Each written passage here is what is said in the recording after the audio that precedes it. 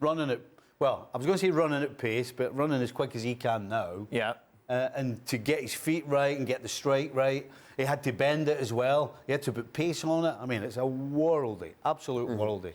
I think he makes it look easier. And every time I see keepers get caught out of position like that, I think back to former West Ham goalkeeper Ludek McCloskey, who became my goalkeeping coach.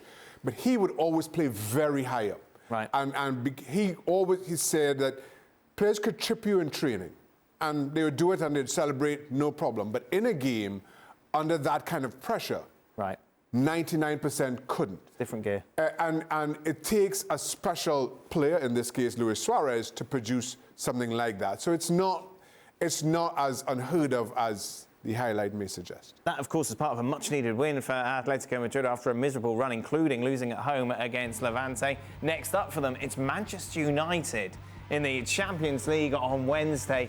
Ian, this is a really difficult game to call, isn't it?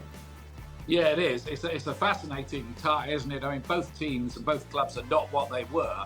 I think a year ago, you'd say Atletico, that's a horrible draw. They were on their way to winning the championship in Spain, and brilliantly so, really, under Simeone. But, you know, the mean machine looks a bit broken, doesn't it, this year, particularly defensively. At times, they've just looked a soft touch. Nothing like Atletico Madrid. Manchester United, never quite sure what you're going to get, are you, this season? But they have come off a couple of wins now, haven't they? Burnley, and then rattling in those 4 goals at Leeds United.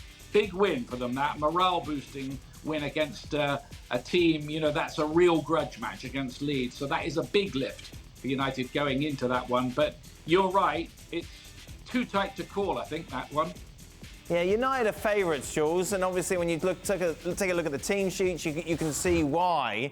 It all depends, I suppose, on which Atleti turns up and which United turns up. Yeah, that's right. I mean, if you look a bit more in detail at United's result, they've only lost 1 in the last 18. Yeah, they drop points and they take the lead and then they get pegged back, and it's not a good thing. I still think they struggle to control a game for the whole 90 minutes, maybe because of the intensity that Rangnick is asking them to put, and maybe they can't keep that up.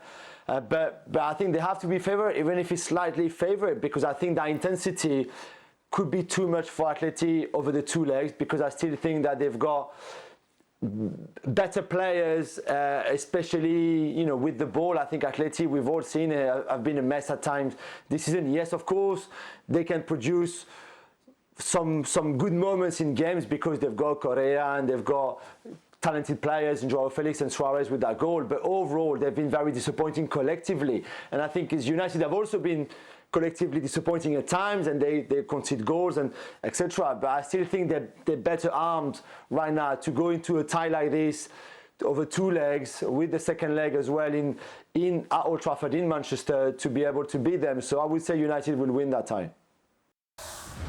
Well, thank you very much for watching ESPN FC on YouTube. For more sports highlights and analysis, be sure to download the ESPN app. And for live streaming, premium content, and of course, ESPN FC 7 days a week, subscribe to ESPN+.